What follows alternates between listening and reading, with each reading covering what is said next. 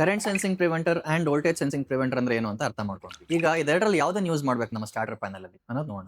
ಇದು ಅರ್ಥ ಮಾಡ್ಕೊಳ್ಳೋಕ್ಕಿಂತ ಮುಂಚೆ ಫಸ್ಟ್ ಸಿಂಗಲ್ ಫೇಸಿಂಗ್ ಯಾವ ಕಂಡೀಷನ್ಸ್ ನಲ್ಲಿ ಆಗುತ್ತೆ ಅಂತ ನೋಡೋಣ. ಒಂದು ನಿಮಗೆ ಫ್ಯೂಸಸ್ ಬ್ಲೋಔಟ್ ಆಗಿರ್ಬೋದು, ಸಪ್ಲೈ ಫ್ಯೂಸಸ್, ನಿಮ್ಮ ಸ್ಟಾರ್ಟರ್ ನಲ್ಲಿ ಇರೋ ಕಾಂಟ್ಯಾಕ್ಟರ್ ಪ್ರಾಬ್ಲಮ್ ಇರಬಹುದು, ಅಥವಾ ಕಾಂಟ್ಯಾಕ್ಟರ್ ಕರೆಕ್ಟ್ ಆಗಿ ಲ್ಯಾಚ್ ಆಗದೆ ಇರಬಹುದು, ಇಲ್ಲ ನಿಮ್ಮ ಮೋಟರ್ ಕೇಬಲ್ ಲೂಸ್ ಕನೆಕ್ಷನ್ ಆಗಿರ್ಬೋದು, ಅಥವಾ ಮೋಟರ್ ಕೇಬಲ್ ಕಟ್ ಆಗಿರ್ಬೋದು, ಅಥವಾ ಸಿಸ್ಟಮ್ ಅಂದ್ರೆ ಮೇನ್ ನಿಮಗೆ ಫೀಡರ್ ಲೈನ್ಸ್ ನಲ್ಲಿ ಪ್ರಾಬ್ಲಮ್ ಆಗಿರ್ಬೋದು, ಅಥವಾ ನಿಮ್ಮ ಟಿ ಸಿ ನಲ್ಲಿ ಒಂದು ಜಂಪ್ ಹೋಗಿರ್ಬೋದು. ಇದಿಷ್ಟು ಕೇಸಸ್ ನಲ್ಲಿ ಸಿಂಗಲ್ ಫೇಸ್ ಆಕಾರ ಆಗುತ್ತೆ.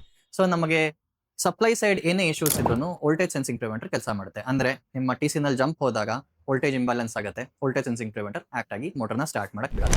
ಅದೇ ತರ 3 ಫೇಸಸ್ ಕರೆಕ್ಟ್ ಆಗಿ ಬರದೆ ಜ್ಯೂಸ್ ಲೈನ್ ಅಂತ ಏನಂತೀವಿ, ಆ ಲೈನ್ ಎಲ್ಲ ಬಂದಾಗ್ಲೂ ಕೂಡ ಮೋಟರ್ ಸ್ಟಾರ್ಟ್ ಆಗಕ್ಕೆ ವೋಲ್ಟೇಜ್ ಸೆನ್ಸಿಂಗ್ ಪ್ರಿವೆಂಟರ್ ಬಿಡಲ್ಲ.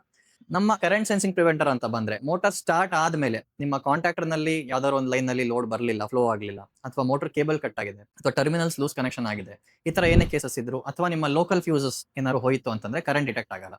ಆ ಟೈಮ್ ನಲ್ಲಿ ಕರೆಂಟ್ ಸೆನ್ಸಿಂಗ್ ಪ್ರಿವೆಂಟರ್ ಕೆಲಸ ಮಾಡುತ್ತೆ. ಸೊ ನಿಮ್ಮ ಸಿಸ್ಟಮ್ ನಲ್ಲಿ voltage sensing preventer and current sensing preventer ಇದು ಎರಡು ಇದ್ದಾಗ ಸಿಂಗಲ್ ಫೇಸಿಂಗ್ ಇಂದ ಆಪ್ಟಿಮಮ್ ಸೇಫ್ಟಿ ಸಿಗುತ್ತೆ.